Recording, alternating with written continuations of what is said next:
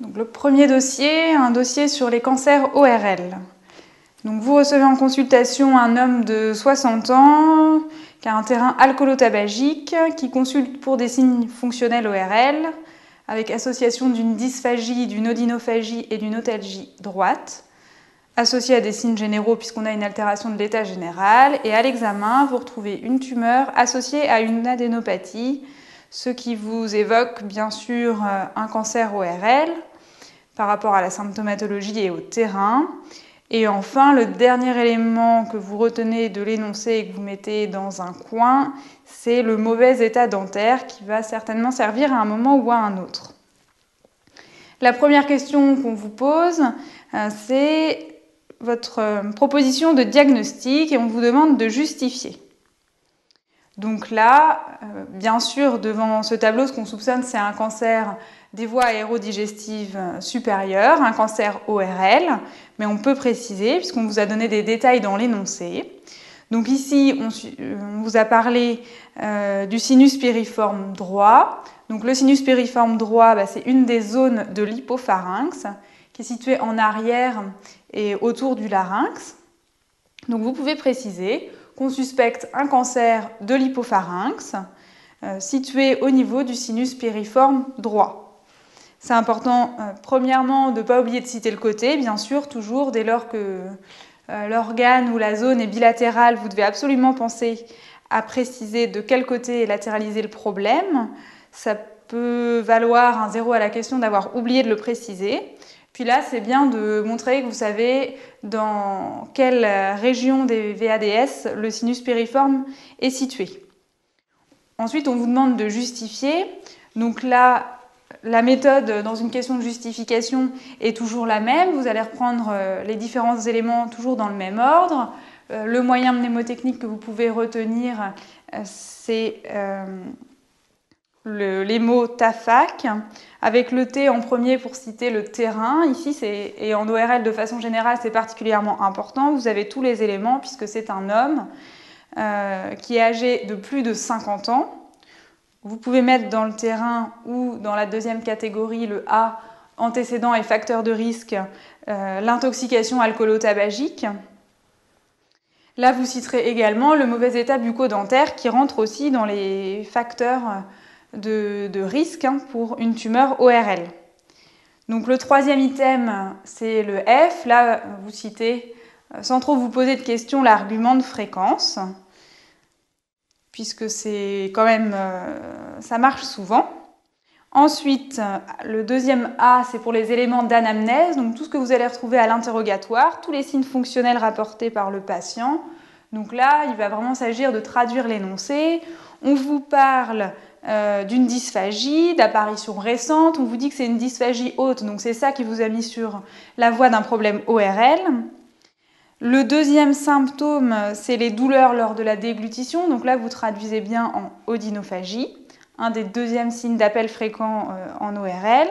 Et puis troisièmement, on vous dit qu'il y a des douleurs qui irradient jusqu'à l'oreille droite, donc ça vous évoque une otalgie, que vous citez aussi, une otalgie réflexe, donc latéralisée à droite.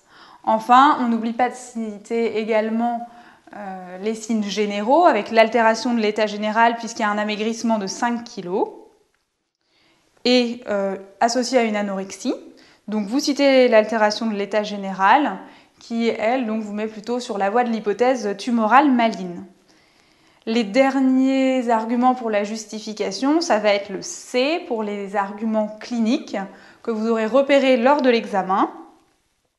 Donc là, on vous a donné des informations à l'examen sur la tumeur et sur l'adénopathie.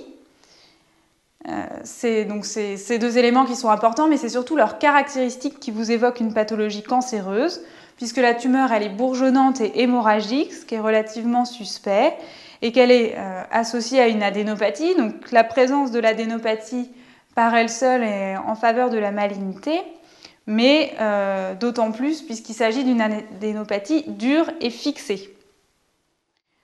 Les autres catégories d'items que vous pouvez utiliser dans les justifications ensuite, mais là vous n'aviez pas d'éléments, c'était de proposer les arguments paracliniques quand il y en a, et enfin les arguments qui éliminent les diagnostics différentiels, Là, le tableau est quand même relativement complet pour évoquer le cancer ORL. La deuxième question ensuite, c'est la question sur le type histologique. Quel est le type histologique de tumeur le plus fréquemment retrouvé en ORL? Donc là, une question de cours. Les tumeurs les plus fréquentes en ORL, c'est des tumeurs de type carcinome épidermoïde, donc développées aux dépens de l'épithélium.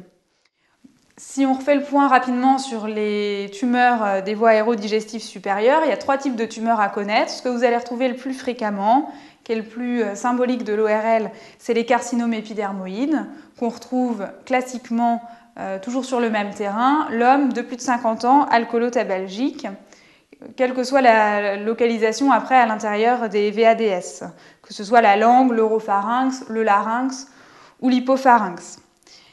Ensuite, il y a 2 autres types de tumeurs que vous devez connaître et qui sont un petit peu à part. C'est l'adénocarcinome de l'ethmoïde. Donc là, ce n'est pas tout à fait le même type histologique puisqu'il s'agit d'un adénocarcinome. Ce que vous retiendrez donc dans le tableau typique, c'est l'exposition aux poussières de bois ou au cuir.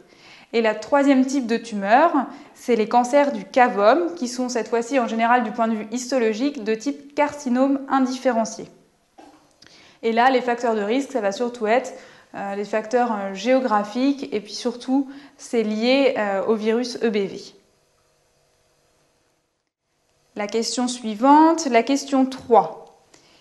Quels éléments recherchez-vous lors de l'examen de la tumeur pour affirmer son caractère malin? Donc, on essaye de reprendre les différentes caractéristiques de la tumeur qui vont plaider en faveur de sa malignité. C'est d'abord l'aspect de la tumeur, macroscopiquement. Ça peut être une tumeur ulcérante ou bourgeonnante. Elle peut également être végétante ou nécrotique. Ce qui est assez classique, c'est que ce soit une tumeur hémorragique qui a tendance à saigner au contact. Toujours important quand on suspecte la malignité, c'est de revenir sur les limites. C'est en général des tumeurs qui ont des bords irréguliers ou des limites floues. C'est assez souvent vrai en cancérologie. Le 3e élément, ce sera d'évoquer la consistance. Souvent, quand c'est malin, c'est plutôt dur, fixé, induré. Et par ailleurs, au niveau sensibilité, c'est indolore. Ça, c'est un argument également en faveur de la malignité. Enfin, le dernier élément, c'est une tendance évolutive avec le développement de la tumeur. Des arguments en faveur de la malignité, on aurait aussi pu vous demander quels arguments de malignité vous pouviez citer pour l'adénopathie. C'est un peu le même raisonnement. Donc toujours citer, bien sûr, la consistance. Les adénopathies aussi, elles sont dures, hein, c'est ce qui était dit dans l'énoncé ici. Et puis, ce qui est important également pour les adénopathies, c'est 2 autres éléments. Ce sera de préciser la taille. Donc l'adénopathie, je vous rappelle qu'on retient qu'elle est pathologique quand elle fait plus de 1 cm. Et le 3e élément, bien sûr, c'est significatif si elle est située dans le territoire de drainage de la tumeur. Globalement, l'idée, c'est principalement de faire la différence entre une tumeur maligne ou bénigne et puis également éliminer quelque chose d'inflammatoire. Donc tout ça avec les éléments qu'on a cités, en particulier la consistance dure, le caractère indolore, les limites floues, la tendance à la progression, à l'évolution et l'aspect hémorragique saignant au contact, ça vous oriente plutôt vers une pathologie maligne. La question 4 maintenant, quel examen complémentaire est nécessaire pour affirmer le diagnostic? Donc là, on vous demande un examen complémentaire au singulier. Jusqu'ici, vous avez fait votre examen clinique, vous êtes en ORL, donc vous l'avez éventuellement complété, même très certainement par une nasofibroscopie qui vous a permis de préciser les caractéristiques de la tumeur. Mais ça ne vous permet pas d'affirmer le diagnostic, comme toujours en cancérologie, ou comme souvent plutôt. Il vous faut un diagnostic anatomopathologique, donc un prélèvement.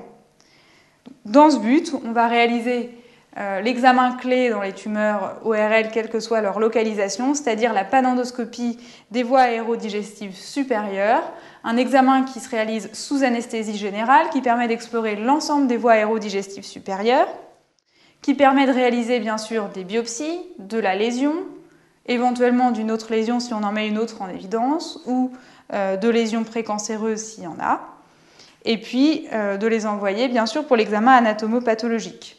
On n'oublie pas de préciser qu'on réalise un schéma daté, signé des constatations de l'examen, et puis en précisant sur le schéma les endroits où on a réalisé des biopsies. Donc ça, c'est vraiment l'examen systématique que vous devez pouvoir citer dans le diagnostic des cancers ORL. L'intérêt de la panendoscopie, si on vous le demande, c'est d'abord, donc, comme j'ai dit, ça permet d'examiner l'ensemble des voies aérodigestives supérieures et non seulement de biopsier la tumeur, mais de rechercher également une deuxième tumeur ou des lésions précancéreuses, d'autant plus qu'une deuxième tumeur est tout à fait possible étant donné que c'est toujours lié à ce terrain alcoolotabagique. Le deuxième intérêt, c'est que ça permet de faire des biopsies, d'avoir les prélèvements histologiques et d'avoir le diagnostic de certitude.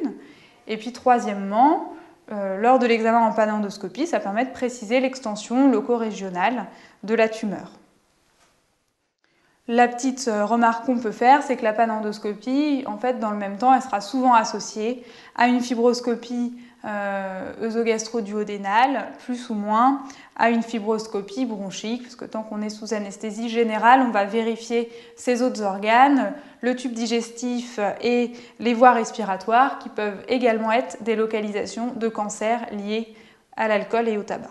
Question 5. Quels autres examens sont nécessaires et pourquoi ? Donc, vous avez fait l'examen qui permet de confirmer le diagnostic. Ensuite, vous complétez vos investigations. Donc, la chose que je viens d'aborder, c'est du fait du terrain alcoolotabagique, il faut systématiquement rechercher les autres tumeurs qui peuvent exister sur ce terrain. C'est-à-dire rechercher en particulier un cancer bronchique et un cancer de l'œsophage. C'est sur cela qu'on se cible par argument de fréquence, même s'il y a éventuellement d'autres localisations qui sont possibles, mais qu'on ne recherchera pas systématiquement. Donc là, par contre, on complète le bilan endoscopique avec la FOGD et la fibroscopie bronchique, en général, en fait, réalisée dans le même temps, si possible, que la panendoscopie ORL. Ensuite, comme souvent dans les cancers, vous avez besoin de réaliser un bilan d'extension. L'extension, c'est l'extension loco-régionale, et puis bien sûr l'extension générale. Donc on fait un scanner qui est cervico-facial pour préciser l'extension loco-régionale de la tumeur, associé à un scanner thoracique pour rechercher une extension ganglionnaire ou métastatique. L'examen qui est parfois associé, qui peut être cité dans les manuels, c'est de réaliser une échographie abdominale, puisqu'on se contente d'un scanner thoracique le plus souvent. Cette échographie abdominale est surtout hépatique, en fait, on la réalisera surtout si on a des anomalies du bilan hépatique sur le bilan biologique. Enfin, le troisième temps, après le bilan d'extension, ça va être de réaliser le bilan pré-thérapeutique. Et là, en ORL, il y a un certain nombre de points à vérifier. En particulier, vous proposerez systématiquement, enfin vous organiserez même systématiquement une consultation stomatologique avec un panoramique dentaire, le but étant de réaliser les extractions dentaires nécessaires pour lutter contre les foyers infectieux et, si nécessaire également, une remise en état bucco-dentaire avant de commencer la radiothérapie. Le deuxième point à vérifier systématiquement, c'est l'état cardiologique, donc on fera au moins un ECG et une écho-cœur. En particulier, c'est important dans le cadre du bilan pré-chimiothérapie avec des produits qui peuvent avoir une toxicité cardiaque. Le troisième élément à vérifier systématiquement également, c'est le bilan respiratoire avec au moins des EFR, éventuellement des gaz du sang. Ça, c'est plutôt dans le cadre du bilan pré-chirurgical parce qu'il peut, pour anticiper sur la récupération possible du patient, ce qu'il peut tolérer comme chirurgie, entre autres par rapport à l'éventualité d'un trachéostome, voir si c'est envisageable ou pas.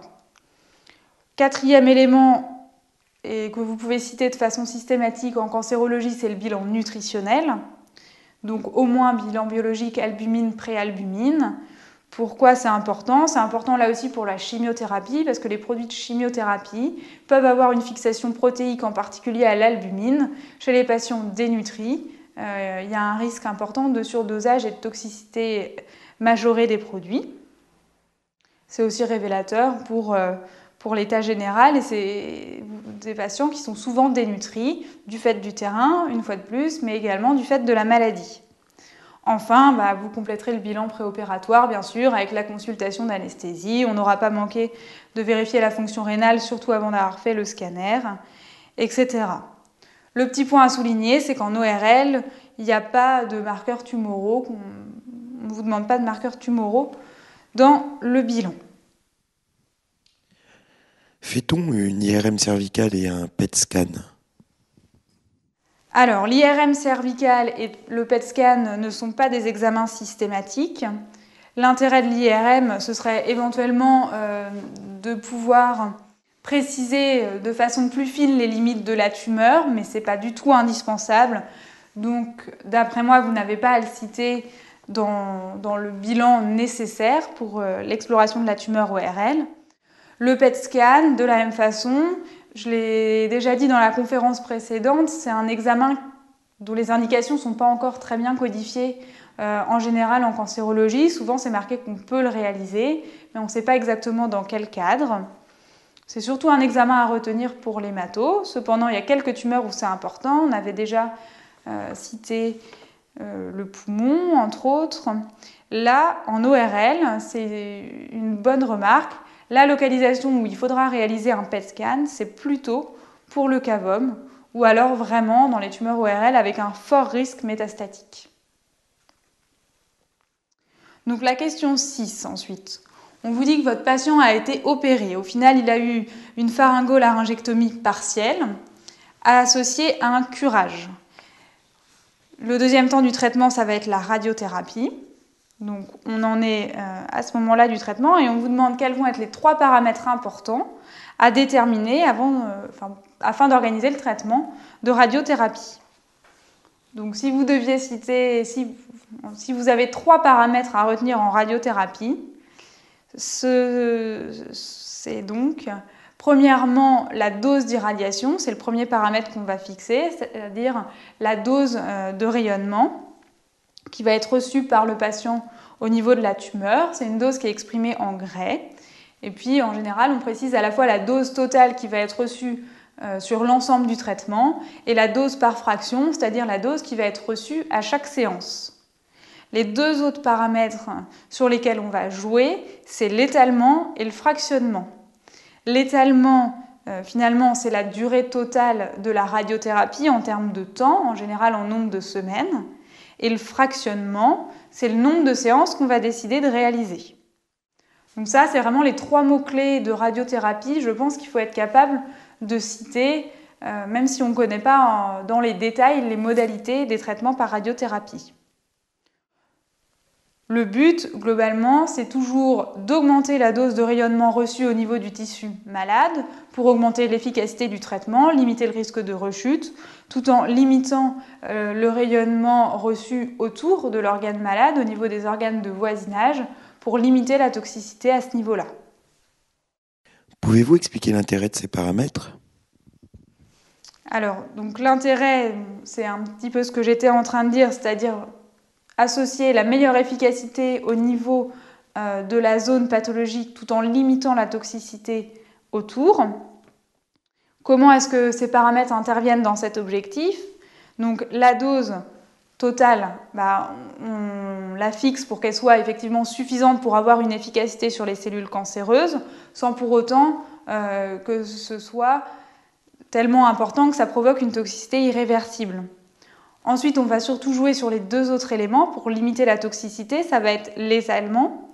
L'étalement, c'est le paramètre qui protège les tissus à renouvellement rapide, puisqu'en fait, en espaçant les séances et en jouant sur la durée totale du traitement, on permet la récupération des tissus à renouvellement rapide et on limite donc la toxicité à ce niveau-là. Le fractionnement, lui, inversement, il protège plutôt les tissus à renouvellement lent. Puisqu'on fractionne la dose totale, à chaque séance, on délivre une dose qui est moins importante. Ça évite de provoquer, au niveau des tissus à renouvellement lent, des effets qui seraient aigus mais irréversibles. En délivrant une dose moins importante, on permet au tissu d'être capable de réparer les dommages subis. Voilà comment l'association de ces 3 paramètres permet d'associer la plus grande efficacité possible au niveau de la tumeur, tout en limitant la toxicité sur les organes de voisinage. Donc ensuite, la question 7, quelles précautions doivent être prises avant la radiothérapie?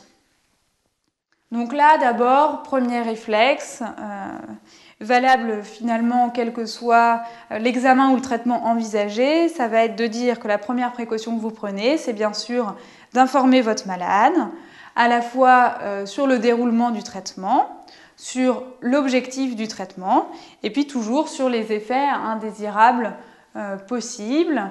Et puis d'un point de vue médico-légal, il faut avoir informé le patient, y compris sur les effets indésirables graves et exceptionnels. La deuxième précaution, et là qui est spécifique du traitement par radiothérapie, en particulier ici en fait du traitement de radiothérapie en ORL, ça va être effectivement de réaliser la consultation de stomatologie dans l'objectif d'abord de rechercher des foyers infectieux et de les traiter. Bien sûr, pour adresser votre patient à la consultation de stomatologie, vous aurez pris soin de réaliser le panoramique dentaire avant.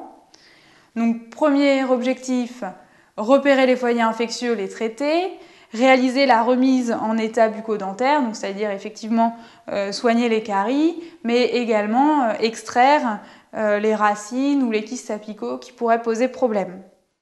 Et le troisième temps, spécifique, ça va être de confectionner les gouttières fluorées qui vont ensuite être appliquées tous les jours pour la fluoruration quotidienne des dents. Donc ça, c'est vraiment spécifique de la radiothérapie en ORL. Pourquoi ces précautions? Alors, pourquoi est-ce qu'on prend ces précautions? Il y a 2 éléments qu'on peut souligner. D'abord, de façon classique, comme avant la plupart des traitements en cancérologie. Bon, là, on vous parle de la radiothérapie, mais ce n'est pas exclu qu'il y ait éventuellement une chimiothérapie associée ensuite.